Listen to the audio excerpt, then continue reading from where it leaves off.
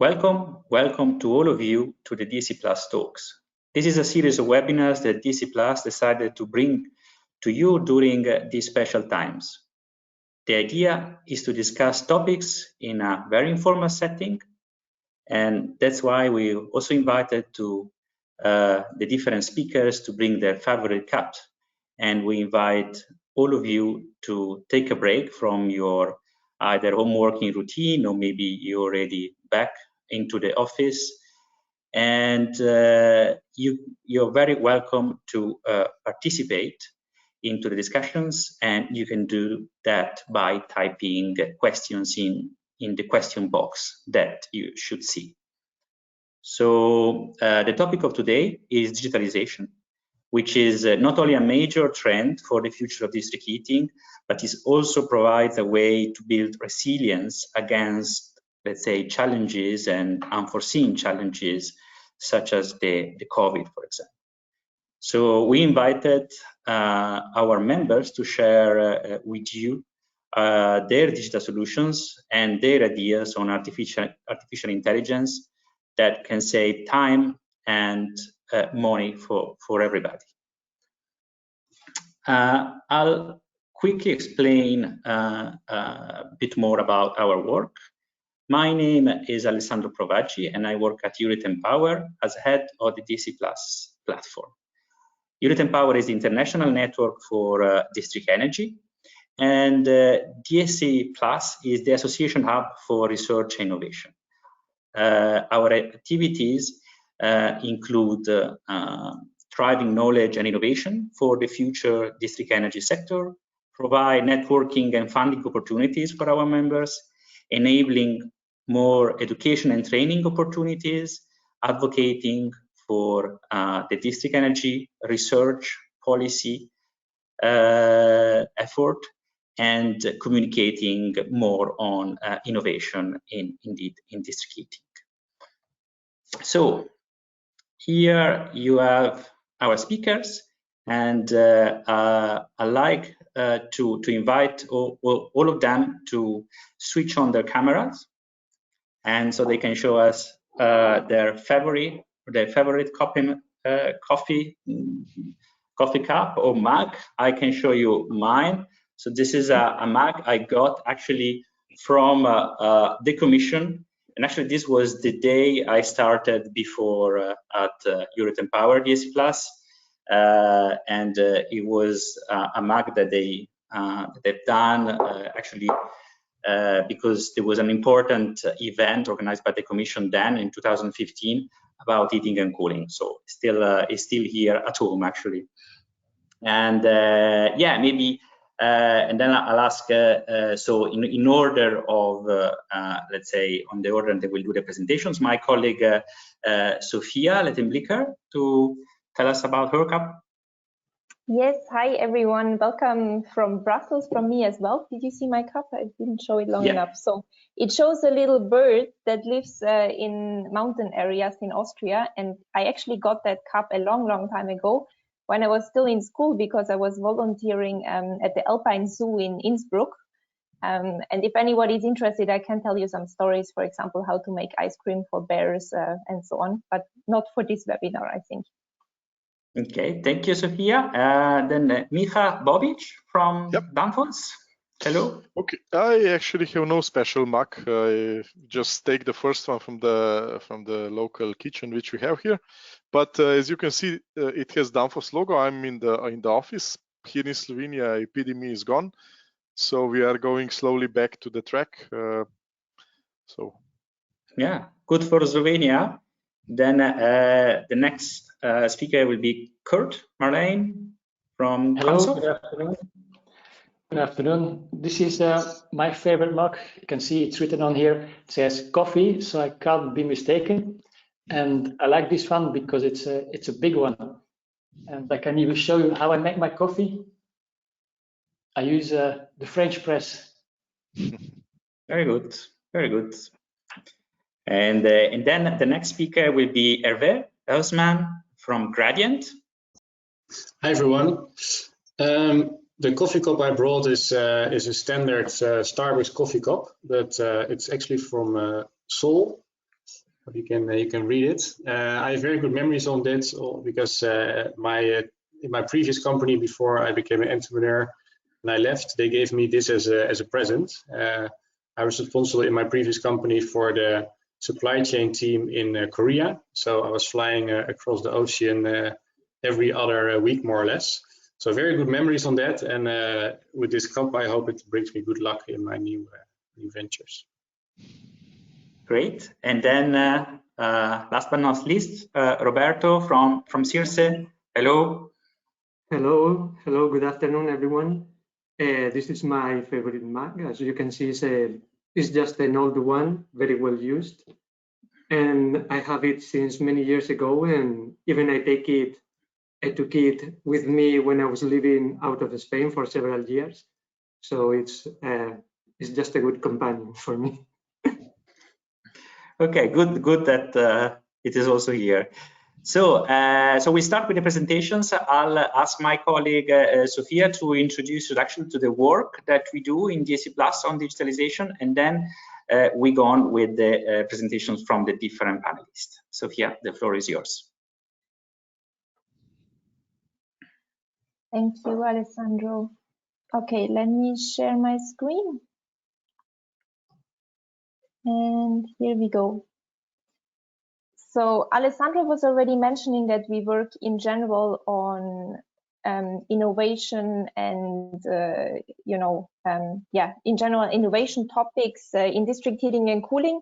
And the digitalization topic has been on our agenda for quite a while already. So I will explain a little bit to you what we have been doing so far.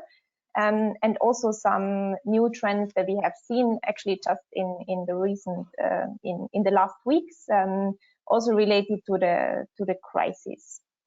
Okay, so starting, what is actually a digital heat network? Maybe let's look at the kind of definition, or if there is a definition first. First of all, there is no definition. I can also tell you there's no clear-cut definition that we as industry or researchers have agreed on, but there are kind of some criteria that we can consider as part of a digital heat network. So a digital heat network should have a big number of sensors in the system that of course record data, and this data should be automatically recorded, transferred, and also stored. But that's of course not enough, because now we just have a big bunch of data. It also means that the digital network, to be truly smart, should actually be able to automatically analyze data, and not only for billing, we would say, but also for certain network optimization options. I don't want to go into detail now what these optimization options might be, because I think our distinguished speakers afterwards can do that much better than me. But let me tell you that we also have worked in a more general way on what digitalization means for the district heating and cooling sector. This is a work that we have started as part of a H2020 funded project called STORM. And we also had a lot of discussions with our members on this. And what was actually the outcome of it was this digital roadmap for district heating and cooling that we published the first time in 2018. And there's a second version that has been published in 2019. It basically includes an overview of what digitalization means for the industry and how it impacts our industry. It includes different sections, and all of them describe the state of the art, but also barriers, objectives and targets, actions and priorities, and so on. And we also have use cases, so some examples, and also horizontal topics in the digital roadmap. So here's the list of topics that we basically discovered together with our members. They're all listed and well described in the digital roadmap, and I don't want to go into detail here either, but feel free to have a look online as well. And then the special mention on the horizontal topics that I think basically impact a lot of industries throughout the world currently, which are big data, artificial intelligence, and also blockchain. Yes, so all of them are also described in the roadmap. And as I just said, this has been a part of our work, but of course we also continue now. So what we have seen is that there is more and more digitalized aspects in the heat networks. And I would like to basically put a thesis forward that our future heat networks will be digital on all levels, or let's say at least on many, many levels. And this is why, because basically the fourth and fifth generation heat grids need digital components, and digitalization is a prerequisite for them. Then also digitalization supports and facilitates sector integration and optimization on many different levels. At the same time, it facilitates the integration of renewables, just also because it helps with the balancing in the grid. And it makes the system resilient and robust. And of course, this goes hand in hand with increased efficiency, but also profitability of the networks. Now, what we also see is that there will be more need for research innovation, especially on the side of demonstrating. So not only researching more on digitalization as such, but demonstrating projects also at a large scale and probably in different types of energy systems, not only heat networks. And we also would suggest that there would be a need for more regulatory sandboxes. So there are already some, let's say, lighthouse projects in Europe that are trying different things, for example, virtual marketplaces and so on. But regulatory sandboxes are probably, especially for the digital level, one way forward to try out new things. And last but not least, let me also give some just key points, what we have observed in the last couple of weeks, namely with regards to the COVID-19 crisis, but also the EU innovation agenda. And I'm sure that all of you are aware that the Commission is currently working on the new research and innovation framework program for the next years. So let's have a look what this means actually for digitalization. So when the crisis hit, one of the first discussions, besides, of course, ensuring that the healthcare systems are up and running and supported well, was that we should bring quite a broad way the manufacturing back to Europe. And this can be supported with the Industry 4.0, which basically means an automated but also digitalized industrial manufacturing system. And I'm sure that you know that this has been a buzzword and has been talked about since some years already, but the Commission has now said this is a good opportunity to accelerate basically things. There is also this recovery plan that the Commission is currently working on, and the digitalization of the energy system, but also of district heating and cooling, is currently in the scope for the recovery plan. So that's a very promising sign. And also for the Research and Innovation Framework Program, we see that the digitalization of energy will be one of the key topics. And you might also know that there is the big calls coming for the Green Deal still this summer. And also here, energy systems and digitalization are one of the topics that are on the forefront.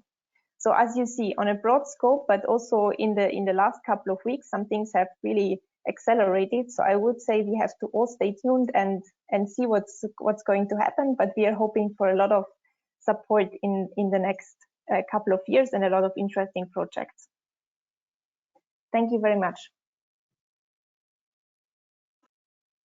Thank you to you, Sofia. So I'd like to remind the attendees that they are free to ask questions. I see that there is actually one probably for us as DHC Plus. Is there some database or site where the digitalization tools or services are collected together?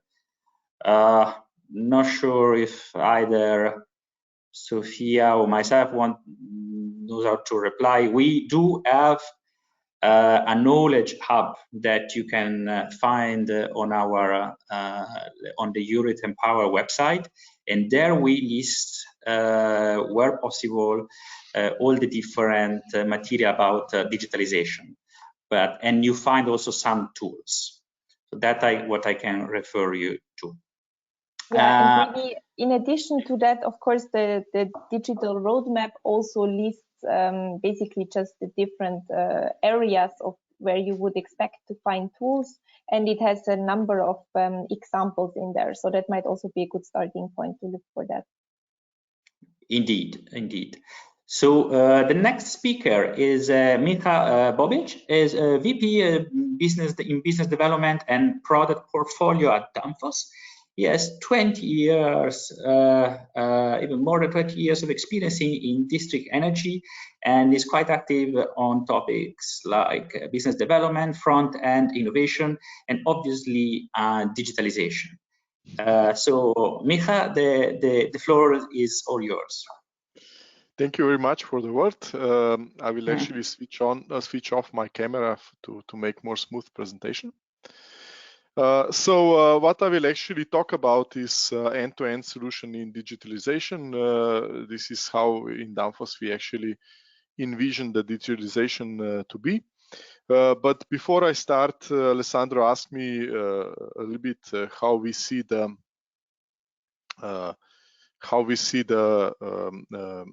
COVID-19 situation in Europe, and I cannot move the slides, I can see.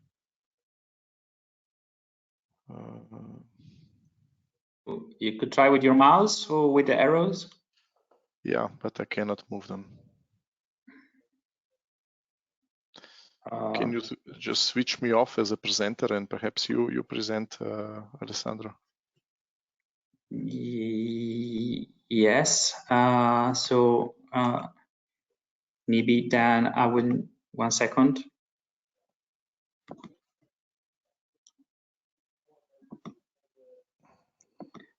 Then may I ask to have to show my screen? Okay, so yes. This is your next slide, then just tell me next. Okay. Yes, sure.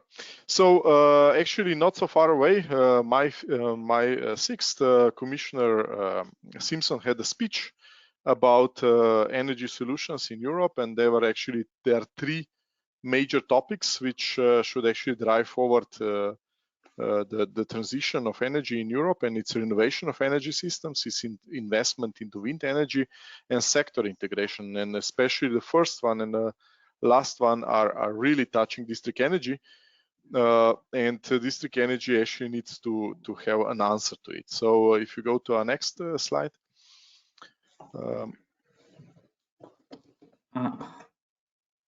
Yes, here we go. Yeah.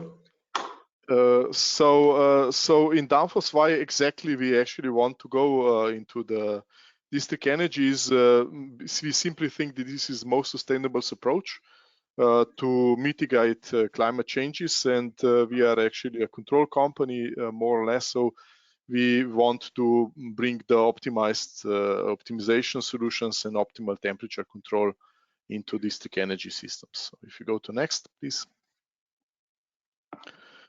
Before we started this journey, we actually went to many of our customers and we asked them what are actually the changes they see in the industries is happening, and what they basically all told us is that they need to go from single source to multi-source, and then when they go to the multi-source, it's from fossil fuels to renewables and surplus energy. And then they would like to reduce the temperature, so from high temperature to low temperature district heating. So next.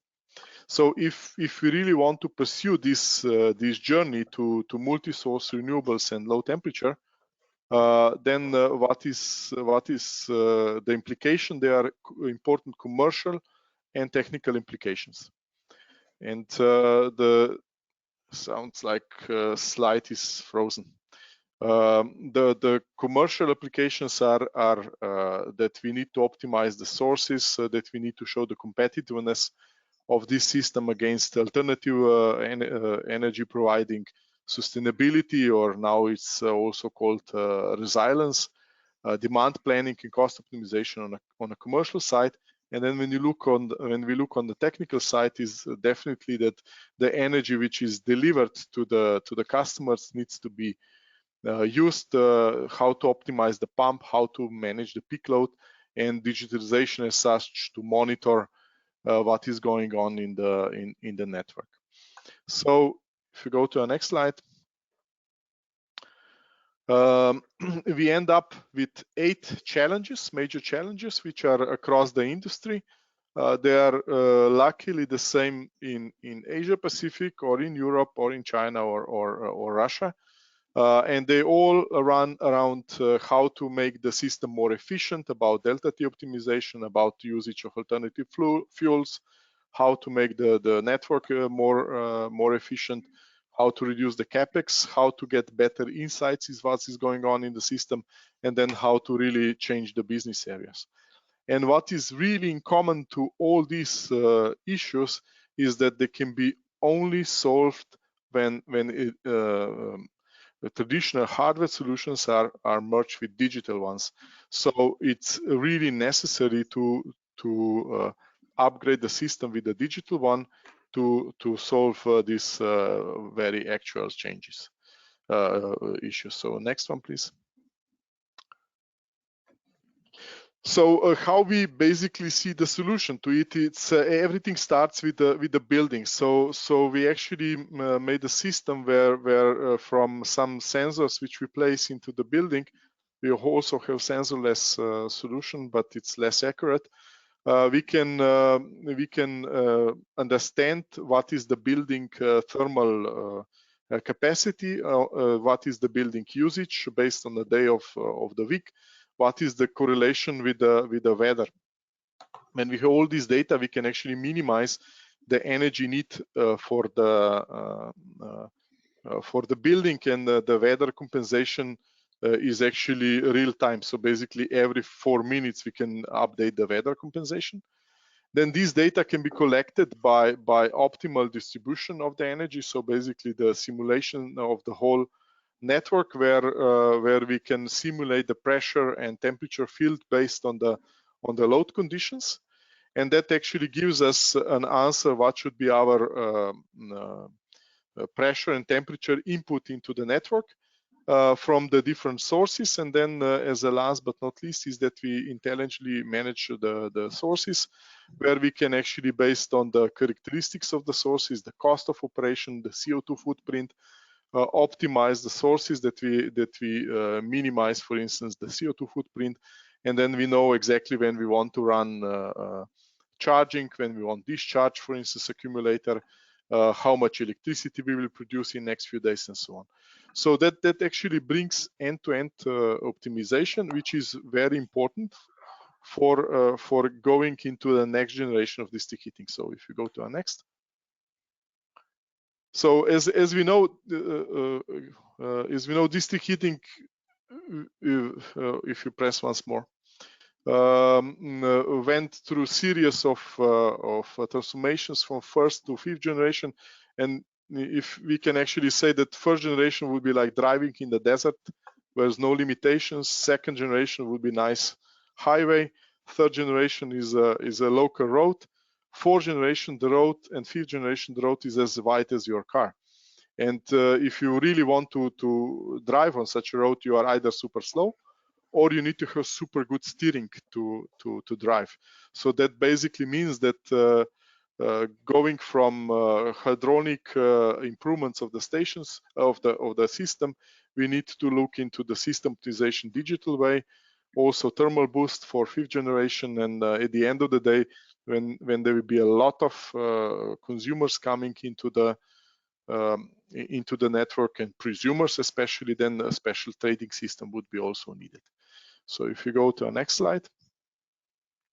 Thus we organized our advanced component solution, which we selectively digitalized.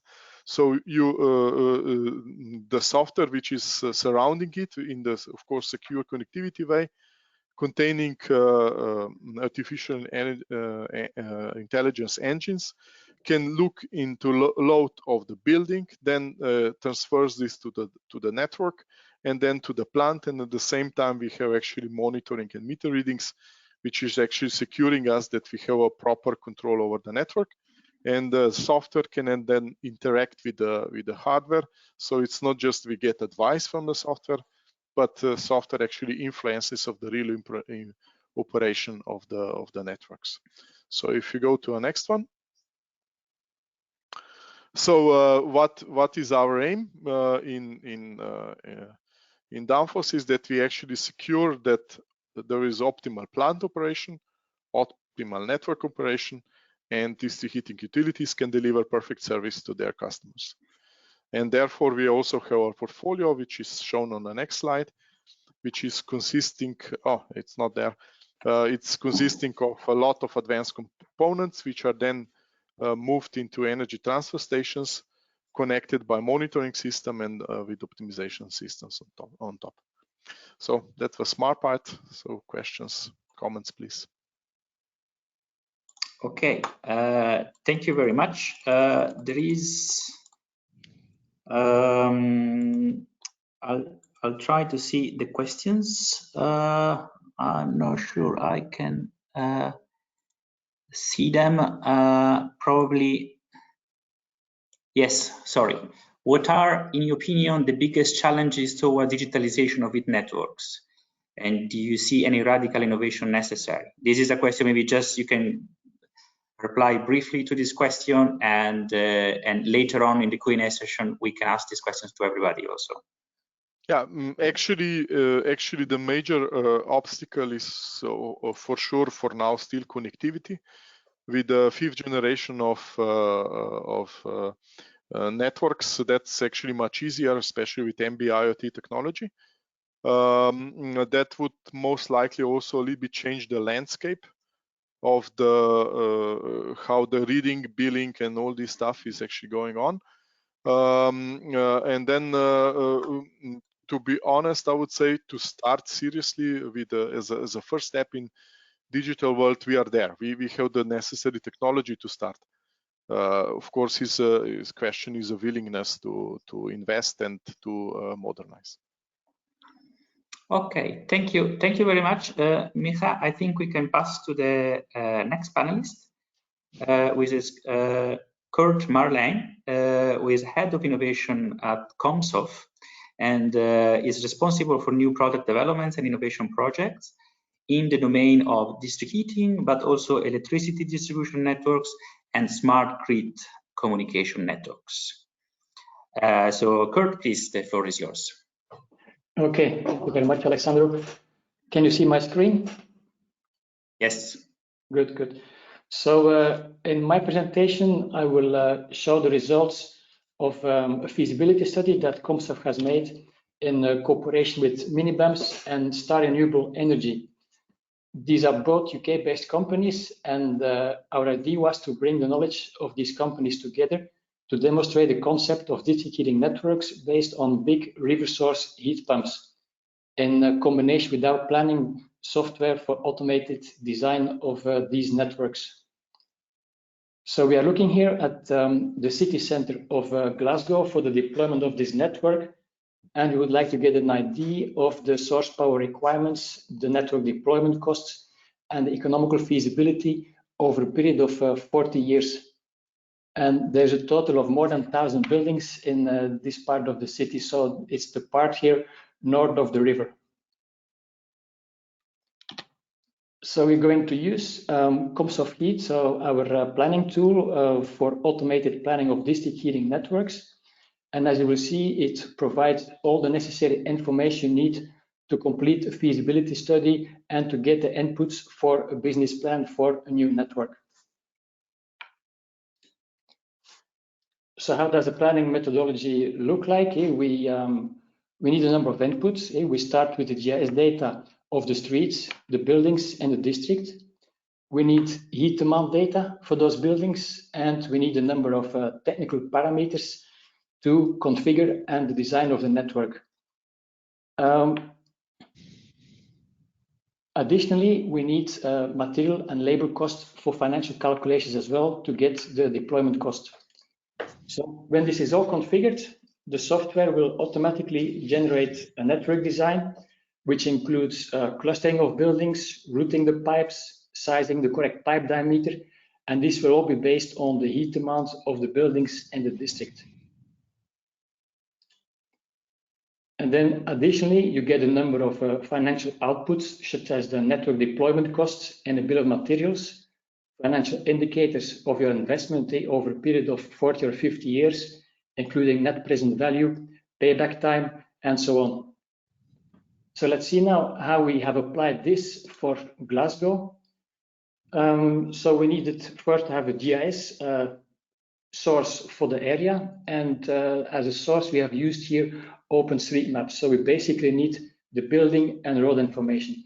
There are other sources available, but we have used here the free public OpenStreetMap source, which is available on the internet.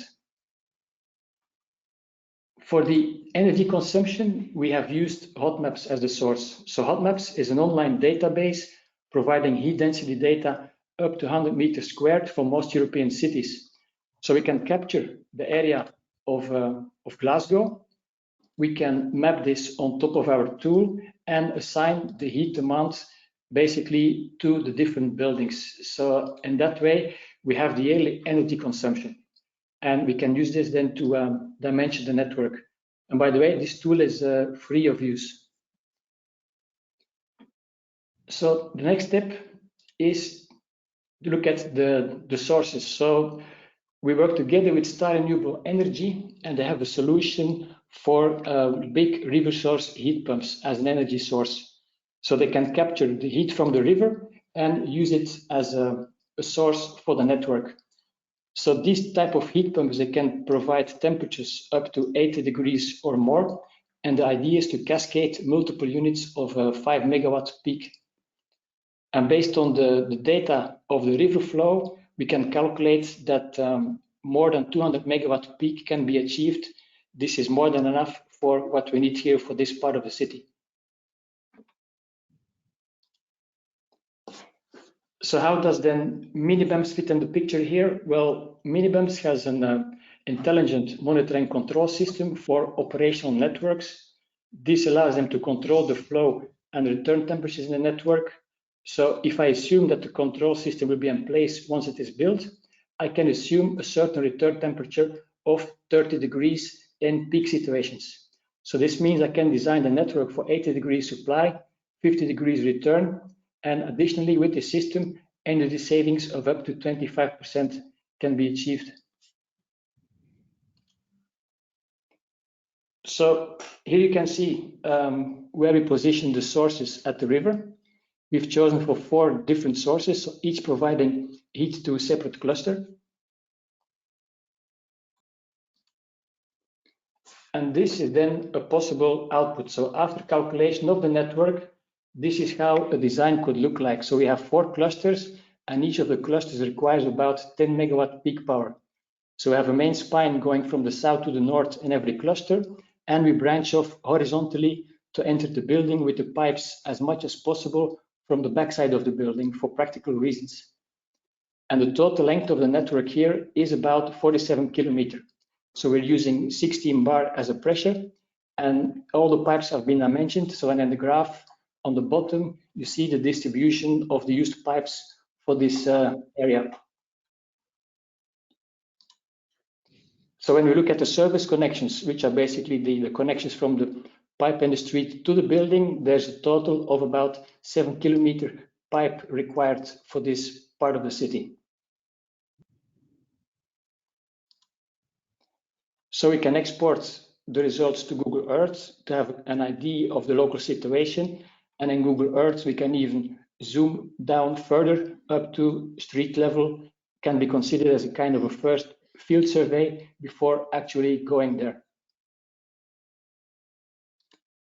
So let's see what this all costs. So we need a number of inputs in the calculation. So we need the pipe cost per meter, deployment, so excluding excavation, supply return, installation cost, expansion loops, repair of the top layer, and project management overhead. So all included in the fixed price per meter for every pipe type. We look at the source costs. They cost about £4.5 million per heat pump. And that includes a barge because they will be placed on barges on the river. And then we have the heat delivery unit costs, which are installed at the customer premises. So then we get, for this part of the city, a cost of about £84 million, of which 82% goes into the sources and the distribution network, and 18% for the customer connection equipment. So such a network, you don't install it in a year. We can phase the deployments. So as you see on the graph, we can indicate in which year we want to add which part of the network, and then can also get the cost per phase, the network length per phase, and this will be used as well in the investment analysis. So when we look at some conclusions, basically I said 84 million pounds for the total network. So if we round it up to 100 million for the network, that would mean a capex of about 100 million. We have an energy for that area of 200 gigawatt hours per year. So that would mean over a period of 40 years, about 1.25 pence per kilowatt hour for the payback of the capex. Now the sales of the energy depends on the cost of electricity. So the cost of electricity at the CUP of 3, let's say for 6 pence per kilowatt hour, would need to sell the heat at 2 pence per kilowatt hour. Or if the electricity comes at 9 pence, we need to sell it at 3 pence. So if we sum it up, that would mean that we need to sell the heat at about 3.5 up to 4.5 pence per kilowatt hour, assuming zero cost of capital. If you compare with the gas price, we're in the same range, but the gas price might need to increase, let's say, to favor district heating in the end. So I think, that's all for my part. If there are questions, I'm happy to answer. Thank you so much, Kurt. I don't see any questions right now for you. We do have a question for the previous presentation for Miha. Miha, did you see the question? I read it out loud. Do you have activities to enhance networks data collection, like in building site with lean heat? In reality we can do it, but depends very much on GDPR and restrictions about which data can be published. But we can do it. Okay, thank you. So I don't see immediate questions now. Anyway, so we go to the next speakers, who is Herve Huisman, founder and CEO of Gradyent. Herve has a background in engineer. He worked as a consultant for McKinsey and various energy companies, passionate about energy transition, and he started Gradyent 2 years ago. He also lives with his wife and 2 daughters in Utrecht, and he started a new hobby of race cycling in the Corona crisis. So that's very interesting, Herve. Great to have you here, and the floor is yours.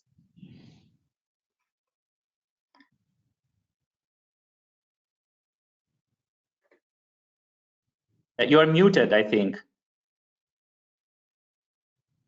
Yes, it should be better. Yeah. Okay.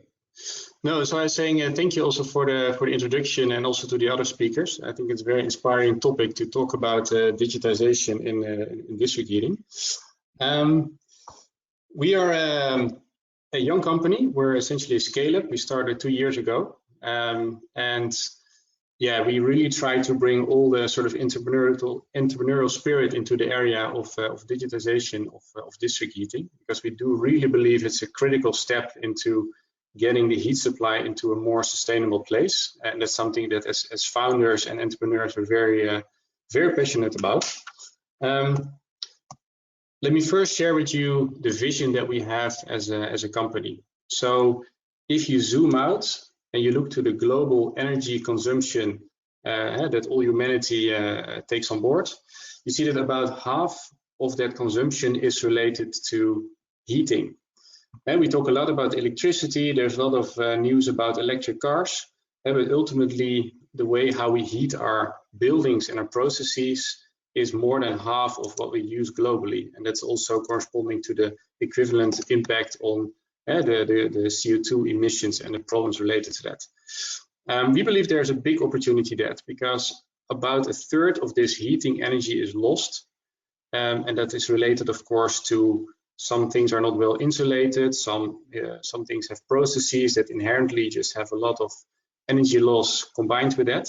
But there's also an area related to the losses that we can actually quite easily do something about, and that is about how do you control these processes? How do you set the temperature? How do you set the flow? How do you set the pressure? And that is really something that we want to play a role in. And we think by using the most modern data, IoT, and artificial intelligence technology in the market today, that we can really make an impact in that area. So we have a couple of entrepreneurs who is driving this. We will announce it in the coming weeks. Some really, which I'm very proud of. Some impressive investors backing this, and we really have the ambition to, have a positive impact in that area as a company. Maybe it's good to talk a little bit more about artificial intelligence, because of course it's a buzzword. We all hear it and we use it left and right, and of course we do it as well. But I would like to explain a bit what exactly does it mean in our case. And before I do so, I would like to bring you along in our fundamental belief, and that is what we think that district heating, a core part of your system is really the network itself. And we talk a lot about the demand side, we talk a lot about the source side, but the thing in the middle is the network. And I think we just had a great presentation on how you can design it, but also in operating it, it's important that you really understand what is happening there. It's often a missing link between the source and the consumer that we don't understand well enough. So we believe it is very important to have, first of all, a very good and accurate model of how the network works. And we've been talking to people that said, yeah, that's actually very simple, because it's simple water running through a pipe. You heat it up a bit and then it cools down, and it's actually very simple. But the complexity comes in because district heating networks are networks. And that means that if you live in a city with district heating and you turn off the hot water, that means that the water flow in the whole city is different from that moment onwards. And of course, it doesn't matter if you have one consumer doing something different, but if you have whole groups of people behaving in a certain manner, the whole characteristics of the network is really starting to become important. And what happened so far is that this was modeled by a detailed physical model. So that means that you take a program in which you model every single pipe, every single detail of the network. Not only, for example, the valves and the pumps, but also the control curves of these things. And this can really add up to thousands and thousands of parameters that you need to include. And that's something that you probably do in the beginning when you design a network. But if you have a network in place, the challenge is that these parameters change. The control curves are not static, they change over time. Some systems become a little bit older, start behaving differently. So it's very difficult, and I would say even impossible to do it on a continuous basis, to maintain a good model of your network if you purely want to model every single item in it directly. That's sort of one extreme. The other extreme, how you can do it, is that you say, look, I'm going to take a couple of the smartest Google AI engineers that are able to build neural network models that are really fantastic using the Python codes that we have today. And they can create a fantastic black box system that just takes in all the data that you can get out of the network. They apply some smart metrics on that, and then you have a solution coming out. And the solution can be, you should reduce the temperature by 2 degrees. You can increase the pressure by this and that. And although it can be accurate, it can be correct, it is very difficult for operators to accept that some black box model actually has a good representation of the network. So it can be correct, but it's very hard to check and be sure that it is actually correct. So what we try to do, and this is, by the way, this will be the pure AI solution. So the way we differentiate ourselves is that we try to combine the best of both worlds. So we do, in fact, use a physical model, but a simplified one. So we don't use thousands of parameters, but I would say maybe 100 or so that are mostly static, so the location of the pipelines and those kind of things, or that allows us to model the basic flow. But then we use the data coming out of the network, so the substations that increasingly share data with the controllers via IoT or other connections. we use that to fill out the places of the network that we don't have insight in. So by doing this, we have a way where we can quickly set up the model. We are based in the cloud. And so Alessandro also asked me to link, how does the COVID crisis link to your business? And I'm positive to say that the customers with whom we are working, we can still pretty much operate our system without any issue because we're all based in the cloud. So the negative side, and that's, Alessandro, why I try to pick up the race biking. I spend a lot of time behind my computer because I can essentially do everything from behind my computer. So my risk is I don't come out of the door anymore. But the positive news is that, yeah, via the cloud solution that we offer, there's a lot you can do. Well, and then if you look at what this model then can do, I think it's really the basis. If you have an accurate dynamic representation of the network, yeah, you can use it to add modules related to temperature optimization, peak reduction. You can optimize and make choices around how you schedule your sources. And we also have elements related to security of supply. So, for example, if your model starts to indicate that the behavior of the network is different from our digital twin model, that can be the reason, or the background of that can be that there's a leakage, that there's an issue in the system. And finally, if you are in the investment phase, so in the phase, for example, that Comsof just presented to us, we could add modeling of a dynamic scenario where we, for example, take the hottest and the coldest day of the year, we load it into our system, and you can really see the dynamic behavior of the system, where everything impacts each other. And you really see what's happening. So these are just theoretical slides of what can be done. But I also would like to show you in 2 minutes a small demo of what it looks like. I hope you can still see my screen. Yes. So you see a map view here, Alessandro? I cannot see. Yeah, I can see the map and a hand moving, like the mouse. Okay. Yeah. So this is an actual live network that we are connected in. And I just wanted to show you an example of how the artificial intelligence plays in here. So this is a small network in the west of the Netherlands. It's close to the beach. It's now forbidden to go to the beach, of course, because of Corona. It's empty. This is the network. What you see highlighted is a primary network. The red dot is the source, and these are the actual parameters coming from the source. And the blue dots, and I hope they are visible. Maybe I can make the screen a bit bigger. The blue dots here are the substations. And from the substations, we also get live data on the temperature and the pressure. The information that we miss is the information on the secondary net. So these are low-rise buildings. So these are streets where the secondary pipelines are in the basements of the buildings. And we actually don't have information in these areas because there's simply no smart meters yet. They will be there eventually, but at the moment they're not there yet.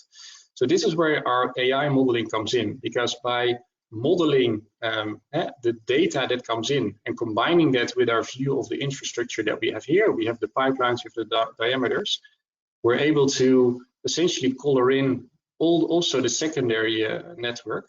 So this suddenly gives insight into what's happening here.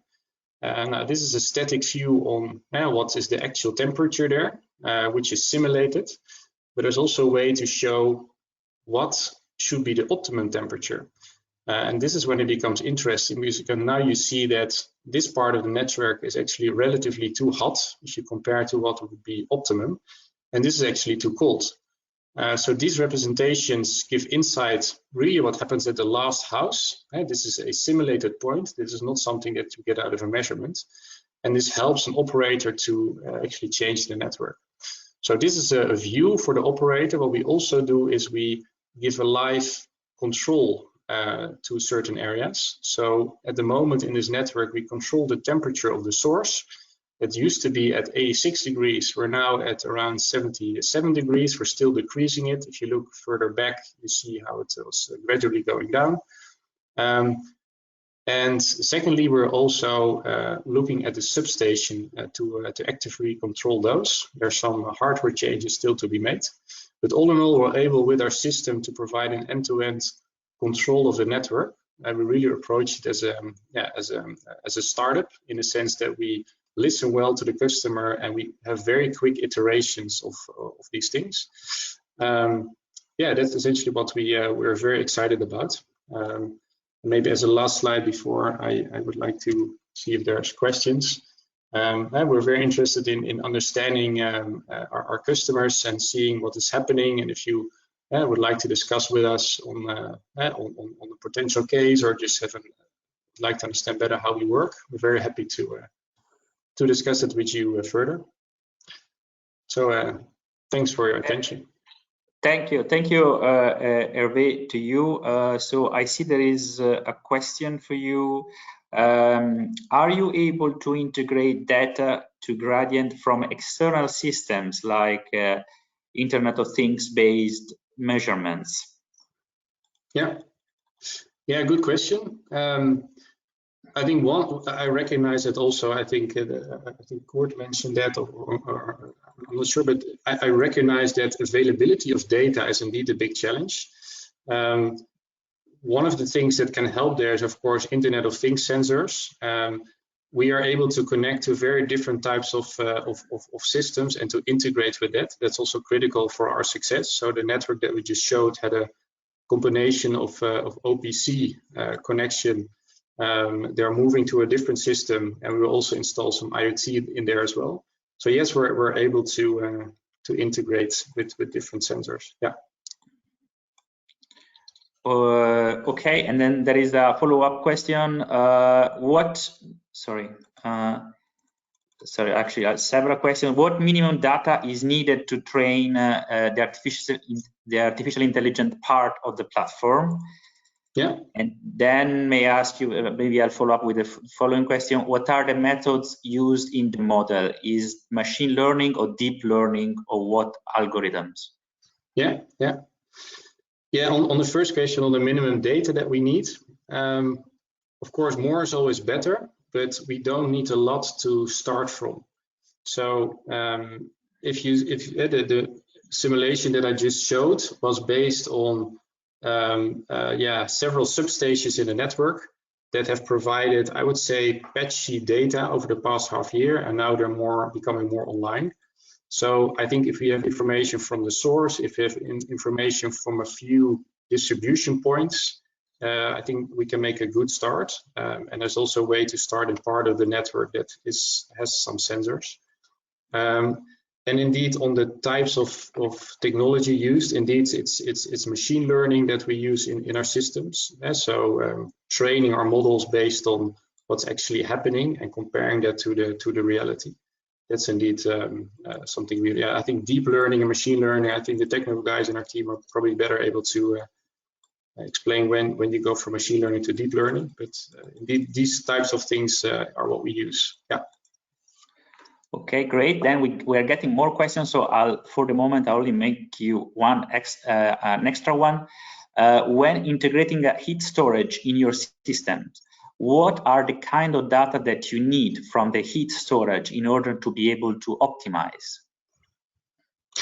Yeah, good question. The core of our modeling is looking at the demand. At the demand side, what is needed when. So we have a demand forecast module in there with weather, etc. And the second thing that we do is we look at the behavior of the network. That is really the core of our, I would say, digital twin.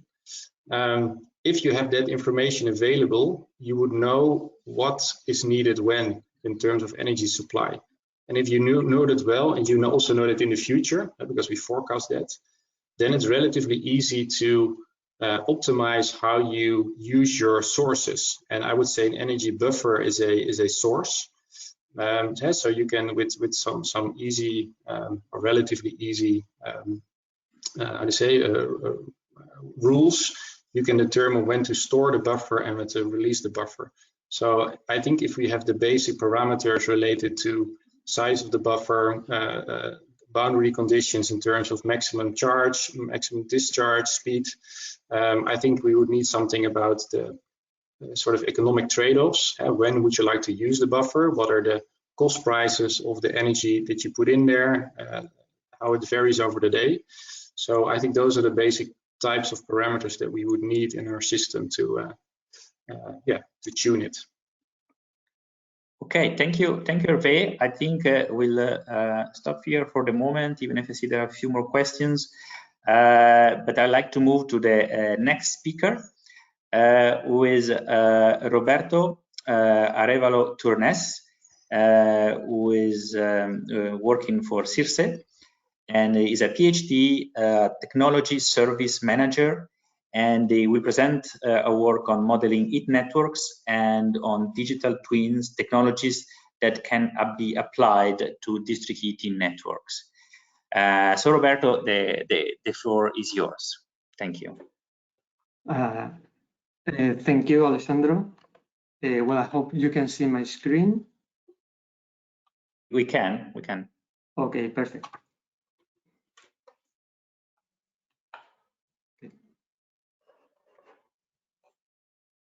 Okay. Okay. So in this presentation, I'm going to show you let's say the path towards digitalization that we are implementing in the CFD group in CIRCE. We start with CFD simulation. I will explain it very briefly, and how, starting from simulation, we move towards digital twins that Herve mentioned. And I'm going to explain also the projects in which we are implementing this path, and later the application to DHC. So very briefly, CFD simulation, as you probably know, is computational fluid dynamics. We use these simulations usually to model industrial assets that are also relevant for DHC, like for example, a boiler or a kiln, something like this. And the type of works that we usually do is optimizing from the design phase to achieve economic savings during the process, efficiency of operations, reduction of emissions that are very stringent today. And we also use CFD simulation to optimize operation of existing assets. Usually in many projects that we have running right now, for example, we are using CFD simulation to substitute solid fuels and also natural gas by biomass-based fuels, and also by process gases. So now, leveraging on our knowledge of CFD simulation, we are implementing this path that I showed here schematically towards digitalization. So we start with a computational fluid dynamics simulation of an asset, say a boiler. We then develop a reduced order model of this simulation. This is just a mathematical representation of the simulation that reduces the number of degrees of freedom of the model and allows the real-time simulation, because usually simulation of this kind of asset can take from hours to even days. So this is not very useful for digital applications, and ROMs would allow you to have something that runs in real time and you can integrate in a control system. This is what I call here a digital twin. Actually, a digital twin can be many things. Even a ROM could be considered a digital twin, but here I refer to the ROM when it is consumed or integrated in a control system, in a control environment. And this can be something very, very standard, like Modelica or Simulink or FMI. Now, in this slide, I present just mode of application. Here in the left, you can see, for example, a CHP plant where you can have some assets that are amenable to simulation, and this can be connected to an Internet of Things platform to send real data to this platform, and from this platform to your simulation environment, or what I call here a digital twin of an asset. And from here, you can send back simulation data to your physical asset. And what do you do with this? Well, it can be used for a number of things.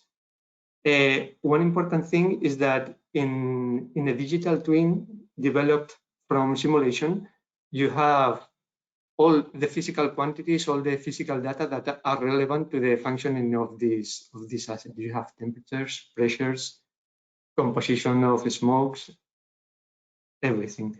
So you can use your simulation, for example, to say, I need to change the fuel from natural gas to some processed gas.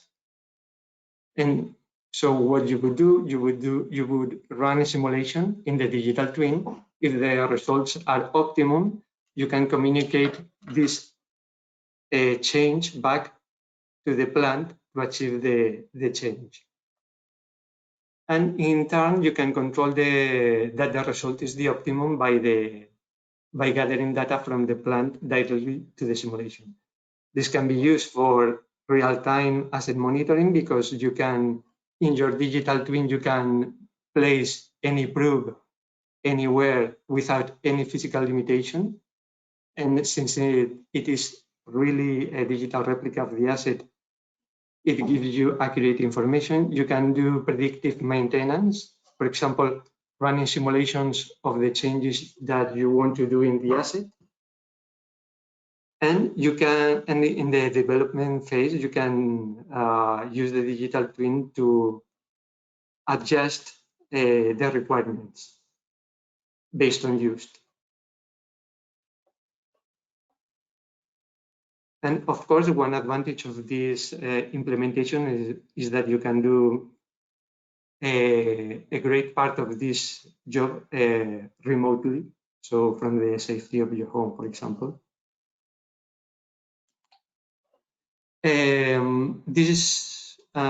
This vision, let's say, is currently being implemented in 2 European projects. These are Bamboo and Retrofit projects, in which we are participating with a number of partners to achieve this vision. Our role in this project is just what I explained before. We develop CFD simulations of assets, boilers, Kion. Then we develop a digital twin, and this digital twin is integrated in a decision support system that allows for the smart control of the assets. In particular, the goals of Bamboo and Retrofit is to achieve fuel flexibility and energy use flexibility. For example, fuel flexibility refers to when you want to substitute a fossil fuel by a renewable fuel like biomass or a processed gas, and you need to control how much fuel are you going to substitute depending on the availability of the renewable source, for example.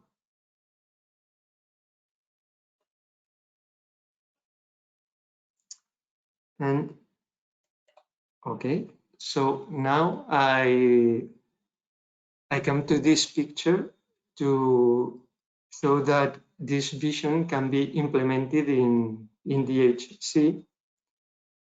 For example, in DHC, there are a number of assets that are amenable to CFD simulation, like the ones you can find, for example, in any industry or in a CHP plant. And from applying the vision that I explained in the previous slides, what we achieve is the inefficient substitution of fossil fuels, an efficient integration in the network of renewables energy sources, and in general also an efficient control of the available heat. And well, of course, if you include the network in the simulation, or more easily, you integrate some simulation of the network in an environment that encompasses both the digital twin of the asset and this simulation of the network in an environment similar to a DSS, then you can achieve also an efficient control of the available heat, an efficient exploitation of waste streams, and also you can handle the optimum point of use of all the waste streams. And that was my presentation. Thank you very much for your attention. Thank you so much, Roberto. So now I'll ask all participants to turn on their cameras, and then we can pass to the, let's say, the Q&A sessions. I don't see immediate questions for Roberto, so I'll probably ask questions that I saw for Gradyent, but I think it's a question that is interesting for everybody. So I'll ask Gradyent to Herve to reply first, and then everybody else who wants. Have you experimented with some dynamic pricing models based on the information your system can provide? For example, if the secondary system improves their delta T.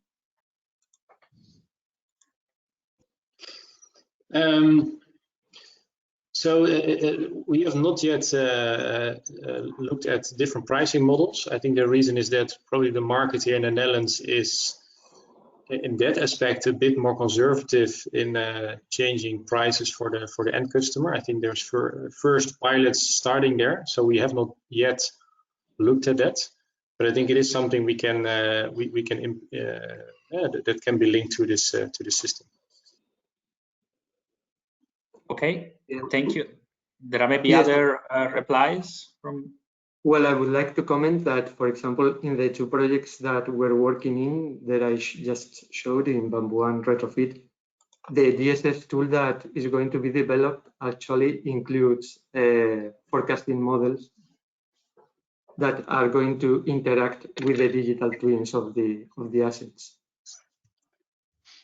Can I have a comment on this? Actually, there are systems, district heating systems existing with dynamic pricing. In reality, this is actually very much beneficial for the delta T, or especially return temperature, because the customers are then additionally optimizing their bills. You know, it's not so much optimizing the comfort is more optimizing the bills.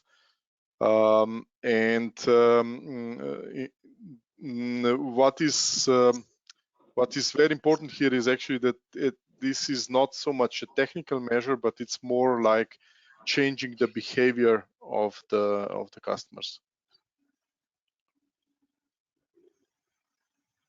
Thank you so much. There were a few questions before for Kurt. So Kurt, I will direct them to you right now.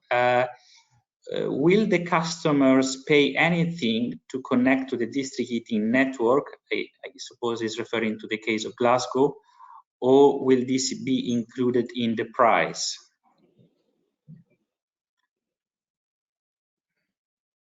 You're muted, probably. You're mute, Kurt. Kurt, you're muted. Yeah. Yeah. I hope you can understand. Yeah. So now, okay now? All right. Bit better. Well, in the case of Glasgow, so we have two things to consider. Can you hear me now? Yeah, it's a bit frozen. Maybe try to. Problem. Yeah. Maybe you can try to switch off the video and try to reply now. Yeah. Yes. So in the case of Glasgow, there are two aspects. First of all, we have the aspect of the network deployment cost. And in the network deployment cost, we have included the cost for the customer connection. So that includes the service connection, so the pipe to connect the building, and the heat delivery units are part of the deployment cost. And that is something you can take into account in your investment analysis over a period of 50 years. So now the decision how much that the end customer will pay to get connected to the network, that would be then a decision of the network operator. Let's say that there is a fixed cost for a connection. It doesn't have to match with the real cost of the connection that is paid at the time of the deployment, and that could be based on the financial calculations. In Holland, it has, we call it the BAC cost, so the aansluit cost basically, and is what is used in Holland, for example. So also these costs can be taken into account in our module for investment analysis. So it's a combination of the CapEx and then the investment analysis, and both aspects are to be looked at together. Okay, thank you. And then I have another question also for you. Why is the pressure so high? The pressure chosen so high, 16 bar, and why steel pipes? Why such high temperatures levels? So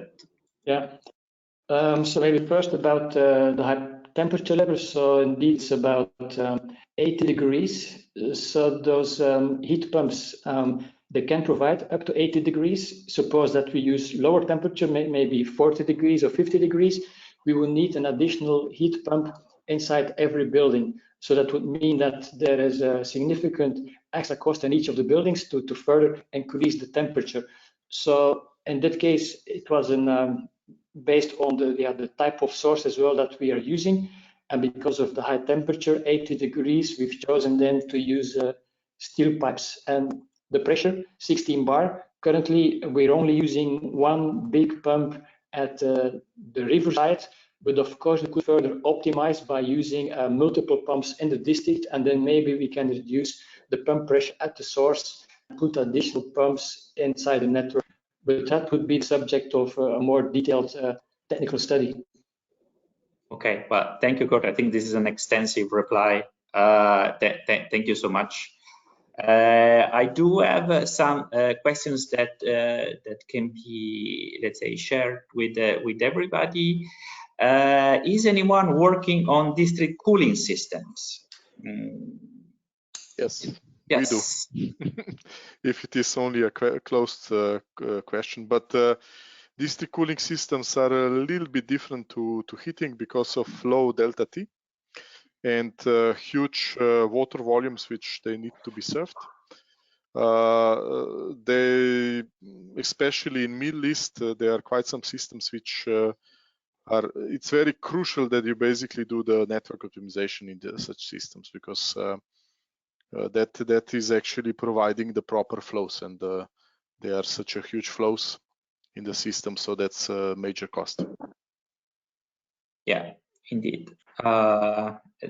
Anybody else on district cooling? Otherwise, I'll go to the next question. Maybe I can add that the project that I mentioned before that deals with a smart demand-side controller is in theory also working for district cooling networks, and it also works for hybrid networks where you have heating and cooling at the same time, basically. So I think for a lot of digital solutions, and that it also goes for the heat planning software, they also work for the cooling sector, of course. And sometimes they're also taken into account at the same time. So this is in general what we have seen when we were dealing with the digital roadmap, that cooling is sometimes a niche part of it, and that for a lot of applications it just goes along. Yes, if I can comment, Sam here for Comsof. Currently, we only provide the planning for district heating, but it's on our roadmap as well to add a few changes to include district cooling. So that could come by the end of the year. Okay.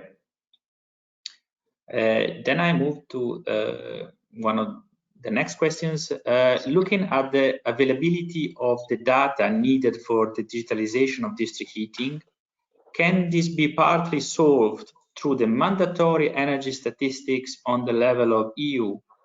Has there been some thought on that topic? Okay, who wants to reply to this? Well, I could comment. Are we referring, Alessandro, or is the question referring to the energy consumption data, utilities that should be made public? I believe that is what is meant with the question, right? I think so. So, well, if that is the case, that would certainly, because now the energy that's publicly available is clustered, depending on the county, it's in groups of bills, street level, or even at higher granularity. So we need to find other sources or do individual surveys to get energy consumption data. So that is time consuming and expensive. So if there could be indeed a regulation to provide flexibility, maybe not the whole thing, but to the industry to provide the data available designs, that would certainly help and would also possibly avoid oversizing some of the networks. Okay, Kurt. Yeah, I think there are some issues with your connection. There is, yeah. Any other comments on this question? What I think will be a big contribution to the data availability is the mandatory requirement to start implementing smart meters. Of course, you have the GDPR limitations, so you have to be careful how to use that data. But if in a couple of years from now, all the networks need to have smart meters in place, I think that, of course, is a great source of data on a very granular part of the network. Yeah, one more comment to this.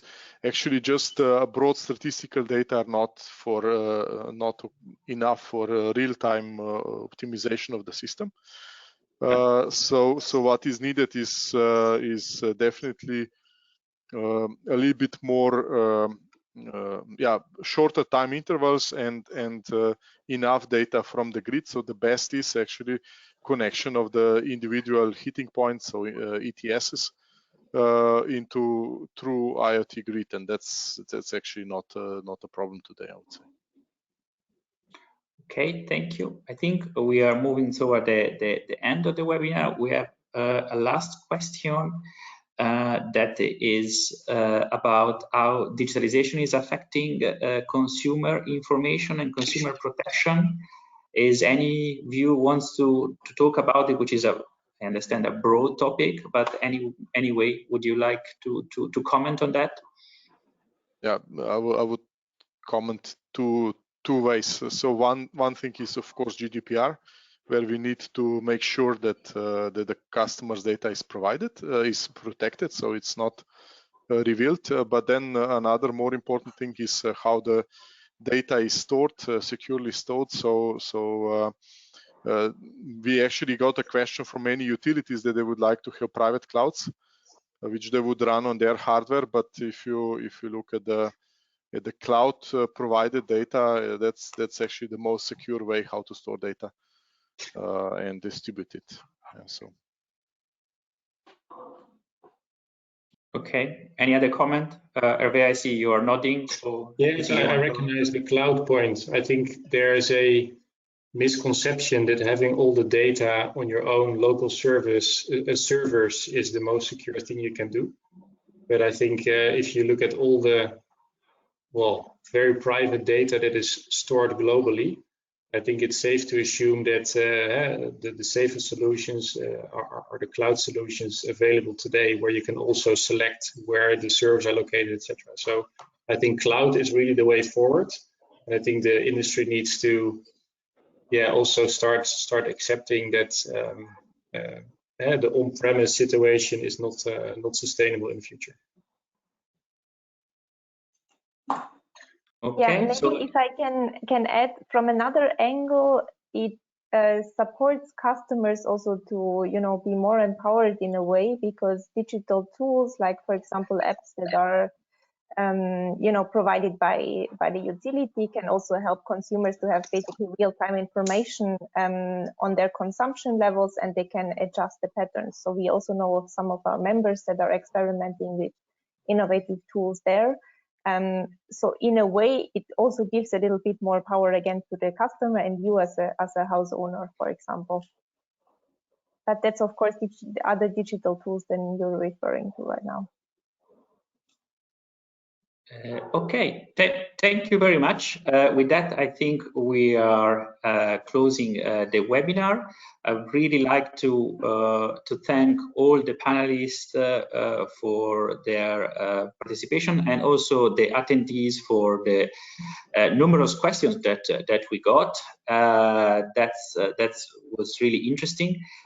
So with that, I'll simply would like to remind you that next week we go on with our weekly DHC Plus series, and the next session will be on Thursday next, on the 5th generation district heating. And with that, once again, thank you and have a very good afternoon. Thank you and bye-bye. Thank you.